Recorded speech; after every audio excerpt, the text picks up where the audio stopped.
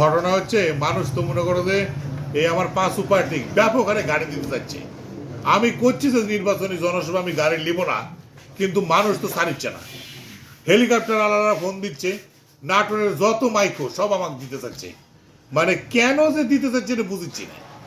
করছে যে সার্ভিস যদি 100 উপরের গাড়ি নিয়ে যদি পঞ্চগড় যায় শোডাউন করতে পারে, তুমি হচ্ছিল পাঁচু পার্টি পাবলিক সুরমার পার্টির প্রধান, তুমি কেন নির্বাচনী শোডাউনে গাড়ি নেবে না? তো জনগণ যদি আমাকে ফ্রি গাড়ি দেয়, গাড়ির মালিকেরা যদি গাড়ি দেয়, আমি লিবো কিনা তোমরা একটু বুঝলো তো বাপুরে। আমি তো খুব টেনশনে আছি যে লেওয়া বৈধ হবি না অবৈধ হবি।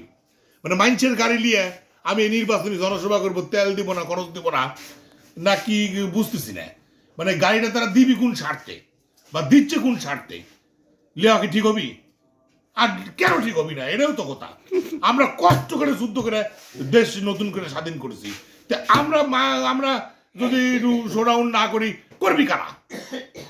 তা আমার পাবলিক চুরমা নতুন পার্টি, এরা আমাদের একটা নতুন স্লোগান আছে, ইনকাম জিন্দাবাদ, নেওয়াই যায়। তোমার মতামত দিও, যেটা হয় সেটা মতামত দিবে, কোনো উপায় নাই। তোমার মতামতের উপর ভিত্তি করছে কিন্তু শোডাউনে গাড়ি নেবো কিনা।